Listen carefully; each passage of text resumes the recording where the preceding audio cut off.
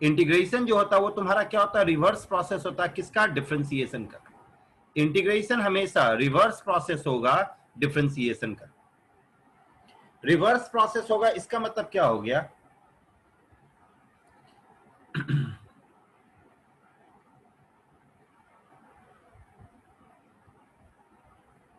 Reverse process होगा इसका मतलब क्या हो गया कि अगर डिफरेंशिएशन जो है तुमको 2 स्टेप अगर आगे ले जाएगा तो इंटीग्रेशन तुमको क्या करेगा, 2 स्टेप पीछे ले जाएगा। ये याद रखना, डिफरेंशिएशन अगर 2 स्टेप आगे ले जा रहा है तो इंटीग्रेशन तुमको 2 स्टेप क्या करेगा, पीछे ले जाएगा। इंटीग्रेशन 2 तरह का होता है, एक होता है इनडेफिनिट इंटीग्रेशन और दूसरा होता है डेफिनिट इंटीग्रेशन। एक होता है इनडेफिनिट इंटीग्रेशन और दूसरा क्या होता है, डेफिनिट इंटीग्रेशन। इनडेफिनिट इंटीग्रेशन के बारे में बता चुके हैं कि इनडेफिनिट का मतलब होता है नॉट फिक्स्ड। इनडेफिनिट का मतलब क्या होता है, नॉट फिक्स, मतलब कि जिस इंटीग्रेशन का वैल्यू फिक्स नहीं होगा, जिस इंटीग्रेशन का वैल्यू फिक्स नहीं होगा वो इनडेफिनिट कहलाएगा।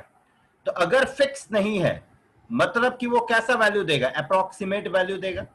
अगर फिक्स नहीं है मतलब वो कैसा वैल्यू देगा, अप्रोक्सीमेट। और जहां पे अप्रोक्सीमेशन है वहां पे क्या आता है, एरर। और एरर को रिप्रेजेंट करने के लिए हम कांस्टेंट ऑफ इंटीग्रेशन सी का यूज करते हैं। ध्यान देना, इनडेफिनिट नाम से ही पता है, इनडेफिनिट मतलब कि नॉट डेफिनिट।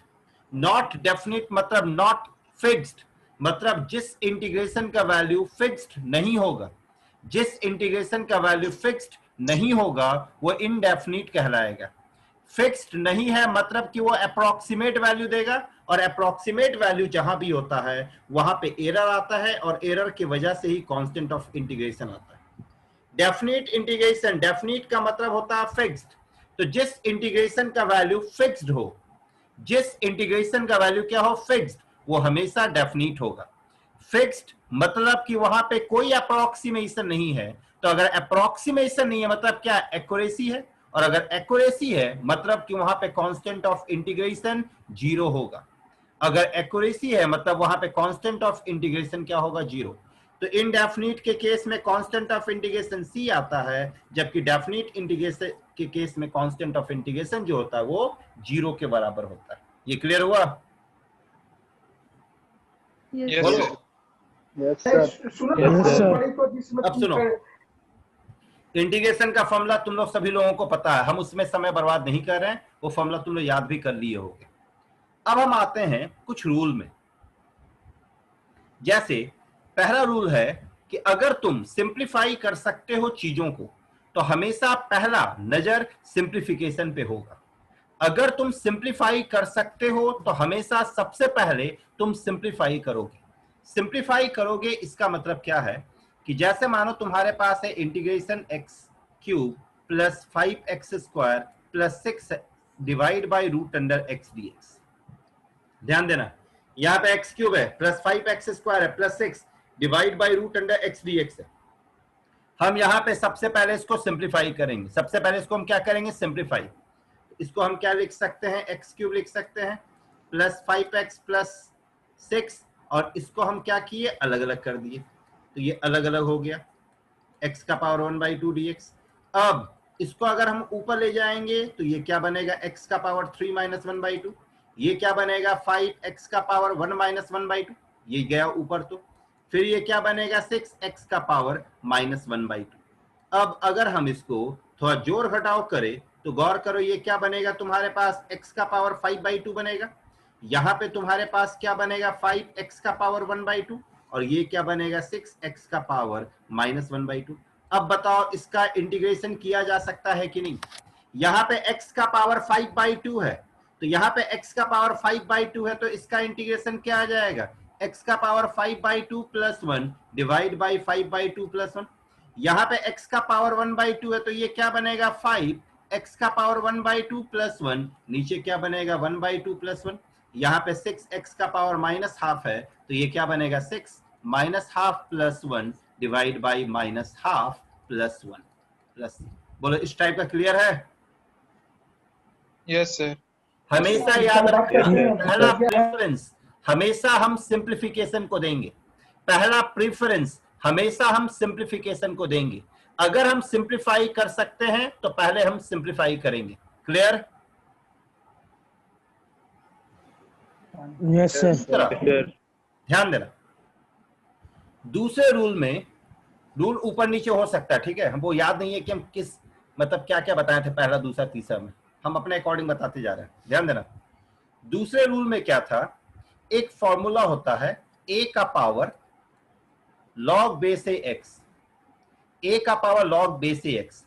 तुम लोग गौर करो, यहां पे ये a और ये a सेम है, तो अगर ये दोनों सेम है, अगर ये दोनों सेम है और log का कोएफिशिएंट 1 है, अगर ये दोनों सेम और log का कोएफिशिएंट 1, तो ये हमेशा x बनेगा। ये हमेशा क्या बनेगा? x। अगर तुम्हारे पास ऐसा है 2 log बेस x, तो यहां पे होना चाहिए था 1 बट है 2, तो इस 2 को हम पावर में ला सकते हैं, तो ये a log base a x का स्क्वायर बनेगा, ये a log base a x का स्क्वायर।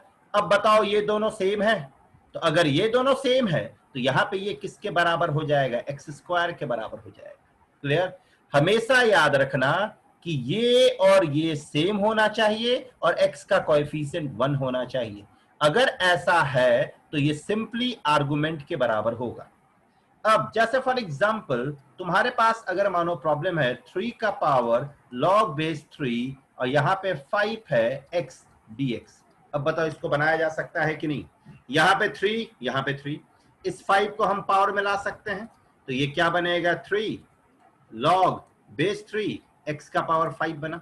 अब देखो ये दोनों सेम है, तो ये दोनों सेम है, यहां पे x का पावर 5 है, तो ये तुम्हारा क्या बनेगा? x का पावर 5 dx बना। x का पावर 5, x का पावर 5 का इंटीग्रेशन सभी लोगों को पता है। x का पावर 5 का इंटीग्रेशन क्या होता है? x का पावर 6/6 प्लस c, तो ये तुम्हारा आंसर हो जाएगा। बोलो क्लियर है? Yes sir. Yes sir. कहीं कोई कंफ्यूजन किसी को भी? बोलो। नो सर, क्लियर है। नहीं ना? अब जैसे तुम्हारे पास एक प्रॉब्लम है,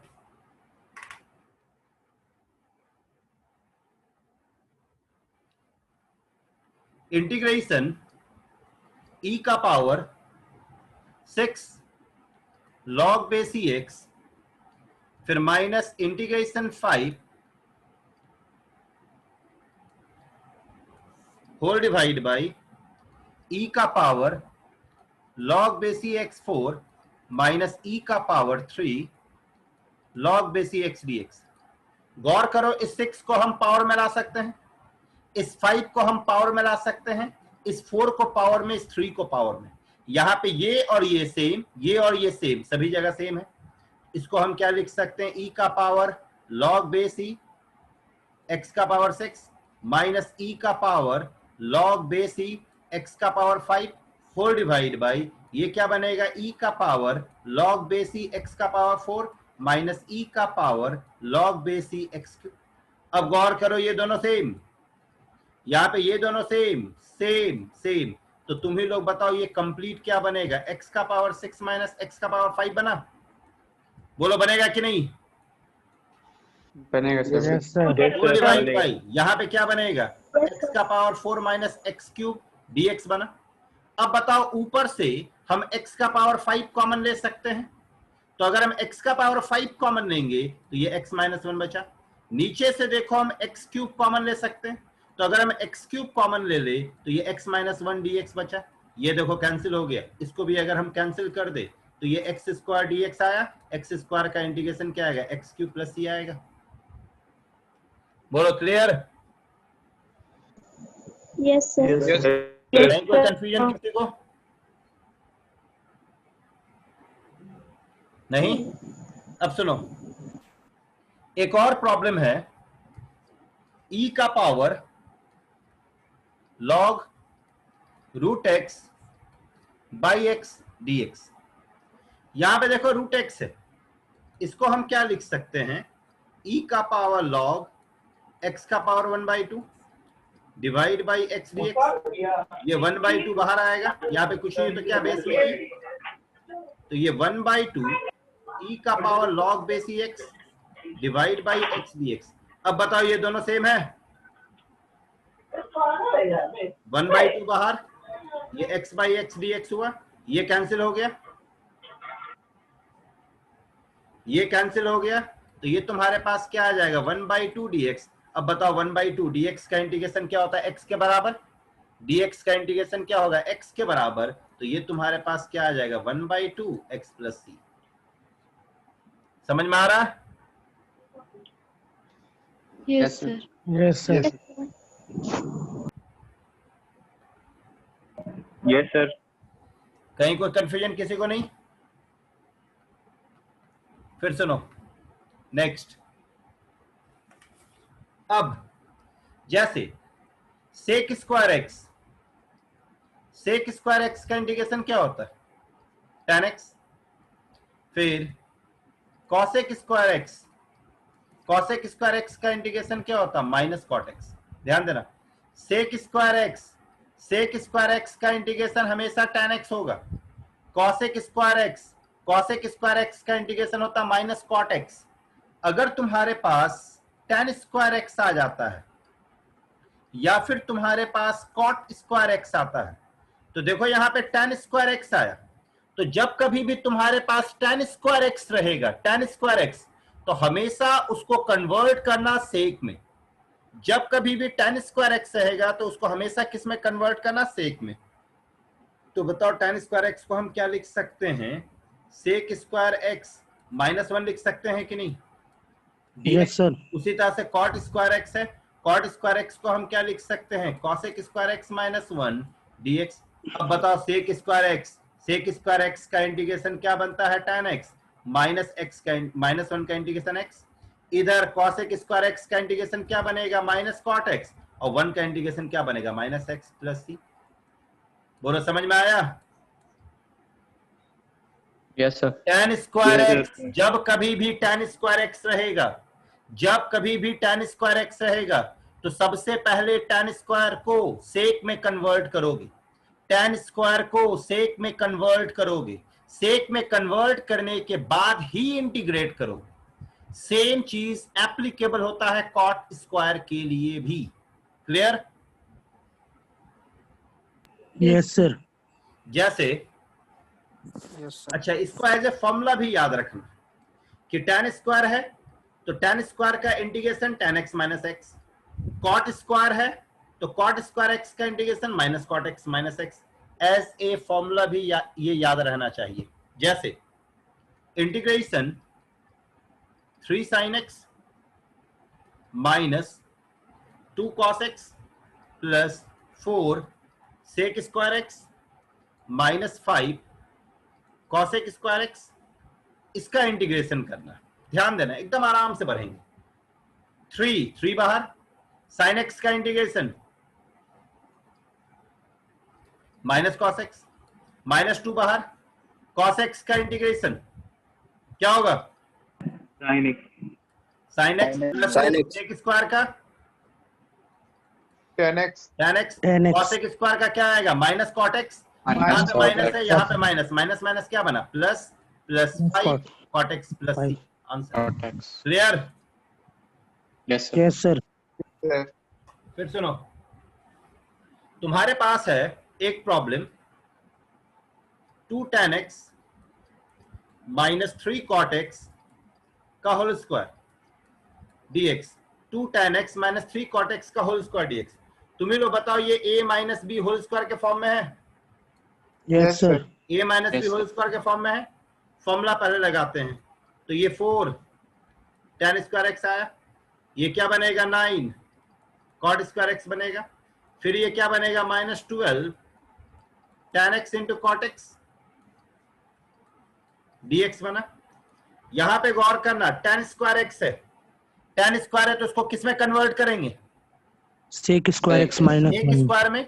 या फिर फॉर्मूला याद रखो, tan स्क्वायर x का इंटीग्रेशन क्या बताया अभी हम? Tan x minus x. tan x minus x। और cot स्क्वायर x का इंटीग्रेशन क्या बताया? Minus cot x minus x. हाँ, तो डायरेक्ट फॉर्मूला लगा दो। तो ये 4 आया, इधर क्या आ जाएगा? tan x minus x plus 9, ये क्या बनेगा? Minus x cot x minus x, ये बताओ 1 बनेगा कि नहीं? Yes sir Yes, sir. tan x into cot x 1 बनता, तो माइनस 12 बचा, तो ये माइनस 12x हो गया। ये क्या बना? माइनस 12x प्लस सी। अब थोड़ा जोर घटाव कर दो, ये 4 tan x, ये क्या बनेगा? Minus 9 cot x। यहां पे देखो माइनस 4x आ रहा, माइनस 4x आ रहा, minus 4x minus 12x minus 16x, और यहाँ पे प्लस 9x आ रहा, तो ये minus 7x plus C answer. समझ में आया? Yes sir. फिर ध्यान देना, अगर मानो तुम्हारे पास इस टाइप का प्रॉब्लम है कि if f dash x is equal to a sin x plus b cos x, if f dash x is equal to a sin x plus b cos x, फिर दिया हुआ है f dash 0 जो है वो 4 के बराबर है, फिर f0 3 के बराबर है, f पाई बाई 2 5 के बराबर है, fx चाहिए। तो ये है रूल नंबर 3। ध्यान देना, यहां पे तुम्हारे पास गिवन क्या है? f dash x। यहां पे तुम्हारे पास गिवन क्या है? f dash x। निकालना क्या है? fx। तो जब कभी भी f डैश से fx में जाना हो, जब कभी भी f डैश से fx में जाना हो, तो हमेशा हम f डैश x का इंटीग्रेशन करेंगे। f डैश x का इंटीग्रेशन क्या होता है? fx। तो ये रूल याद रखना, अगर f डैश दिया हुआ है, अगर f डैश दिया हुआ है, fx में जाना हो तो एक बार इंटीग्रेट करेंगे। अगर f डबल डैश x दिया हो मतलब 2 बार डिफरेंशिएशन है, f डबल डैश दिया हुआ हो मतलब 2 बार डिफरेंशिएशन, मतलब इसको 2 बार इंटीग्रेट करेंगे, याद रखना 2 बार। अगर f ट्रिपल डैश दिया हुआ है और fx निकालना है तो क्या करेंगे? एक डैश को हटाने के लिए एक बार, दूसरे के लिए 2 बार, तीसरे के लिए 3 बार, मतलब इसको 3 बार इंटीग्रेट करेंगे। क्लियर है? Yes, यस सर अब देखो यहां पे, अब जरा कंडीशन को भी देखो, कंडीशन में क्या सीन है। यहाँ पे f डैश है, यहाँ पे f डैश 0 है, मतलब ये कह रहा है कि 0 यहीं पे पुट करना, क्योंकि f डैश के साथ 0 है, तो यहां हम 0 रखते हैं, तो ये f डैश 0 बना। ये तुम्हारा क्या बनेगा? a sin 0 plus b cos 0 बना। f डैश 0 किसके बराबर है? 4 के बराबर, तो ये 4 sin 0 इज व्हाट? 0. 0, तो ये तो खत्म हो गया। cos 0 1 बनता है, तो b का वैल्यू क्या आ गया? 4। अब यहां पे देखो f0 और f पाई बाई 2 दिया है, f0 f पाई बाई 2, मतलब ये डैश से फ्री है।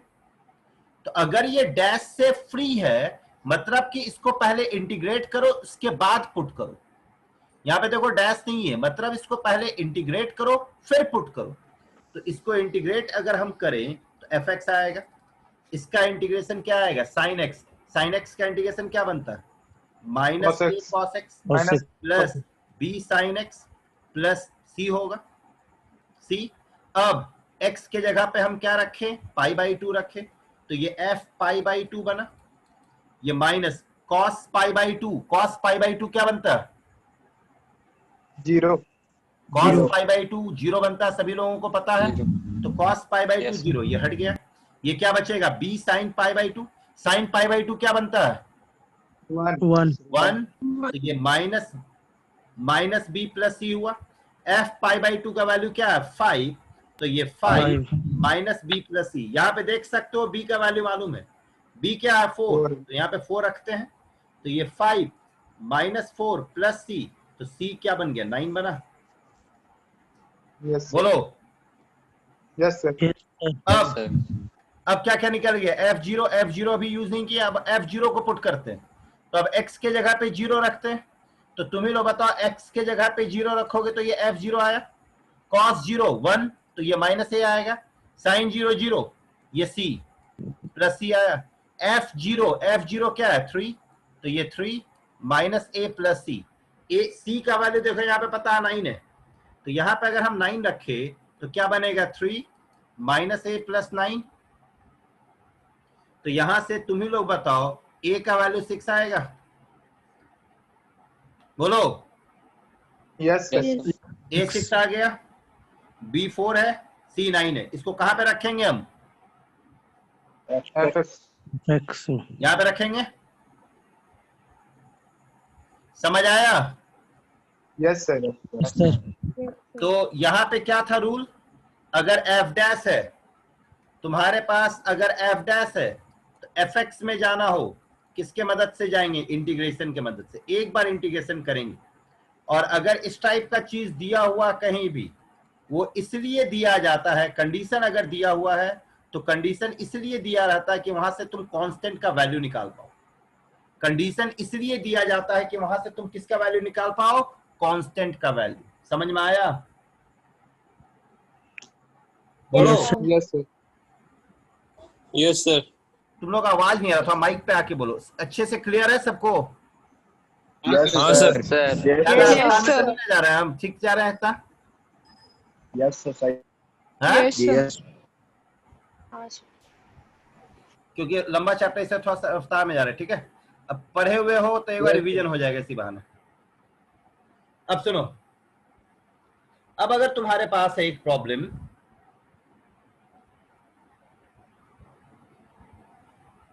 इस टाइप का हो जाएगा। जैसे एक प्रॉब्लम देखो, ये है x³ + 8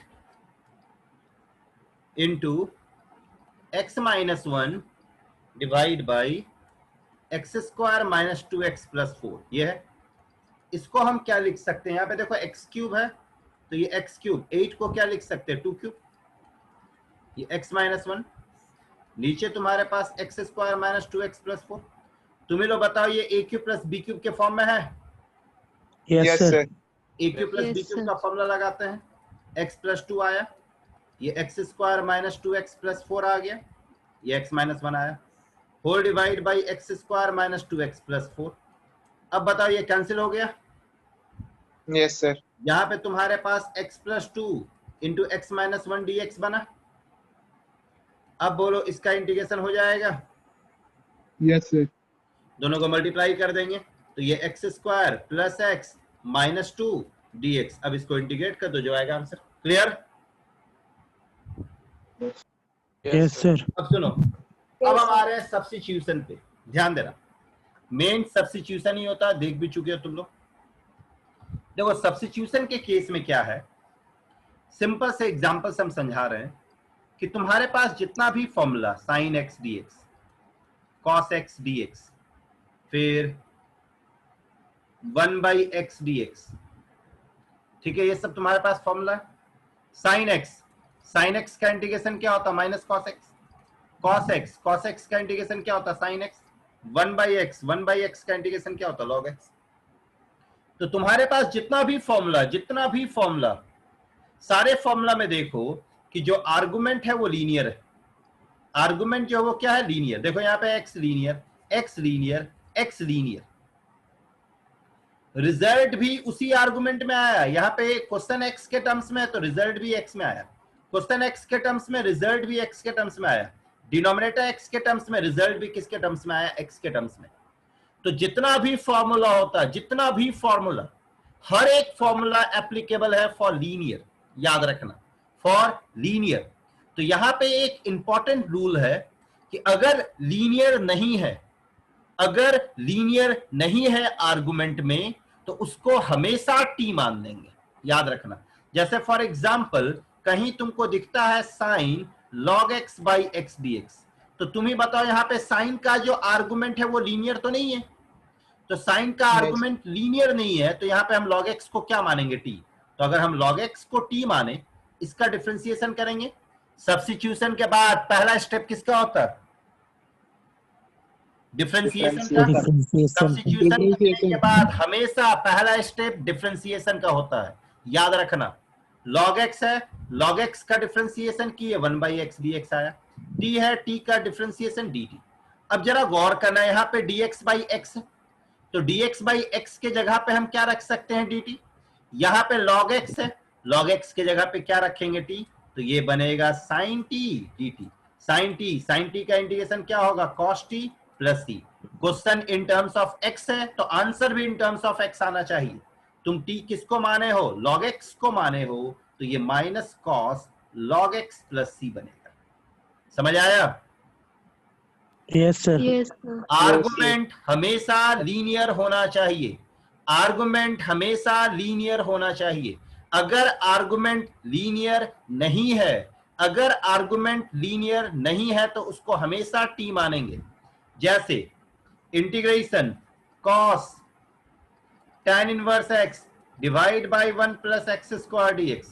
तुम बताओ यहां पे cos का आर्गुमेंट क्या है? Tan inverse. tan inverse x linear तो tan नहीं है? inverse x लीनियर नहीं ना है? नहीं. लीनियर नहीं है तो tan नहीं इनवर्स सर। x को हम क्या माने टी? सब्स्टिट्यूशन के बाद पहला स्टेप किसका होता है? Differentiation. अब इसका डिफरेंशिएशन करेंगे तो 1 Differentiation. Plus x square dx dt हो गया। तो देखो dx divide by 1 1 plus by x 1 square, plus x square. dx divide by 1 plus x square dt के बराबर होगा। Yes, sir. तो ये तुम्हारा क्या बनेगा? cos Yes sir. t dt बना। Yes, sir. अब cos t का इंटीग्रेशन क्या होगा? Yes sir. sin t plus c Sin t plus c. Sin t. tan inverse x, तो ये Yes sir. tan inverse x tan inverse x. Plus c हो गया। Yes, sir. Yes sir. Clear? Yes, sir. इसी Yes, में sir. एक rule और है, सुनना, इसी में सेम। यहां पे हम रूल क्या बताएं कि अगर आर्गुमेंट लीनियर नहीं है तो उसको टी मानेंगे, अगर आर्गुमेंट लीनियर नहीं है तो उसको टी मानेंगे। दूसरा है कि अगर तुम्हारे पास कोई ऐसा फंक्शन मौजूद है, ध्यान देना, अगर तुम्हारे पास कोई ऐसा फंक्शन मौजूद है जिसका डिफरेंशिएशन भी उसमें है, जिसका डिफरेंशिएशन भी उसमें है, तो उसको हमेशा टी मानोगे। यहां पे जरा गौर से देखो, यहां पे कौन कौन सा फंक्शन है, ध्यान से देखो। एक कॉस है, Yes, sir. एक tan इनवर्स है, हाँ. और एक है 1 by 1 plus Yes, x sir. Square. Yes, sir. यहां पे तीन तीन फंक्शन है। अब तुम ही लोग Yes, बताओ यहां पे किसी का डिफरेंशिएशन भी इसमें है?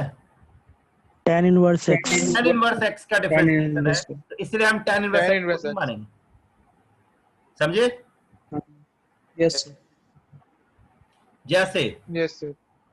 तुम्हारे पास है एक्स स्क्वायर, सॉरी एक्स ई का power tan inverse x divide by 1 plus x का पावर 4 एक्स स्क्वायर है, ठीक है।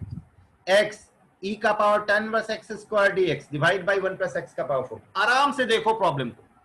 तुम लोग यहां पे देखो कौन कौन सा फंक्शन है? x है, Yes sir. tan inverse x square है, और नीचे 1 बाई 1 प्लस एक्स का पावर 4 है। तुम ही लोग बताओ इस पूरे का डिफरेंशिएशन तुम्हारे पास है? Yes, sir. Yes sir. इस पूरे का डिफरेंशिएशन है, तो इसलिए हम tan इनवर्स एक्स स्क्वायर को टी मानेंगे। अब इसको डिफरेंशिएट करते हैं, tan इनवर्स का 1 plus 1 1 divide by 1 plus x का पावर 4, और फिर एक्स स्क्वायर का करेंगे चेन रूल से। एक्स स्क्वायर का क्या आएगा? 2x dx dt बना। तो ये x 1 प्लस एक्स का पावर 4 dx तुम्हारा 1 बाई 2 dt हो गया। तो ये x divide by 1 plus x का पावर 4 dx 1 बाई 2 dt। तो यहाँ पे देखो x divide by 1 plus x का power 4 dx is equal to क्या बनेगा? 1 बाई 2 dt। इस पूरे को क्या माने हो? t माने हो, तो T. ये e का पावर t बना। अब बताओ ये 1 बाई 2 e का पावर t का इंटीग्रेशन e का power t plus c, e का पावर t की जगह पे क्या रखेंगे? e का पावर tan इनवर्स x का पावर 2 प्लस। समझे? Yes. Yes, sir. यहाँ Hello. पे जो T के Sir. जगह 2T होता तो क्या बोले? सर ई का power tan inverse x square को टी नहीं मान सकते? बिल्कुल मान सकते हो, उसको भी मान सकते हो। यहाँ पे बहुत सारा चीज मौजूद है, जरा गौर करना दीप। यहाँ पे देखो एक्स स्क्वायर का डिफरेंशिएशन भी है Yes sir. Yes sir. यहाँ पे tan Yes, inverse sir. X square का डिफरेंशिएशन भी है, और यहाँ पे e का power tan inverse x square का भी डिफरेंशिएशन है। तो तुम किसी को मान लो, ये याद रखना, किसी को भी मान सकते हो। तुम किसको मानना चाहते हो? इसको मानना चाहते हो, मानो e का power tan inverse x square कौन t माने, इसका डिफरेंशिएशन करो। तो ये e का power tan inverse x square हुआ, अब tan इनवर्स का करो, 1/1 प्लस x का पावर 4 होगा। अब x स्क्वायर का करो तो 2x dx होगा। Yes, sir. चेन रूल किए Yes, sir. पहले e का, Yes, तो sir. e का power tan inverse x square, अब tan इनवर्स x स्क्वायर का तो 1/1 प्लस x का पावर 4, अब x स्क्वायर का तो 2x dx आया। Yes, अब sir. ये 2 को भेजो नीचे, तो तुम्हारे पास, तुम खुद देखो, x e का power tan inverse x square divide by 1 plus x का पावर 4 dx, तुम्हारे पास 1/2 dt बनेगा कि नहीं? तो इस पूरे के जगह पे, Yes, sir. पूरे के जगह पे तुम्हारे पास क्या आ जाएगा? 1/2 dt आएगा। Yes, sir. बोलो। Yes, Yes, sir. sir. Yes, sir. 1/2 dt, dt का इंटीग्रेशन क्या होगा? X. t, तो ये क्या आ T. जाएगा? 1/2 t प्लस c, और t के जगह पे हम इस कंप्लीट को मान नहीं लिख देंगे। सॉरी, किसको माने थे? IC। समझ में आया? तो जैसे पावर में अगर Yes, t के sir. जगह से 2t आ जाता तो 2 से डिवाइड करना पड़ता ना। हाँ, कांस्टेंट अगर है तो कोई दिक्कत नहीं है, वो मैनेजेबल है। कांस्टेंट को हम इजीली मैनेज कर सकते हैं, ठीक है? Yes, sir.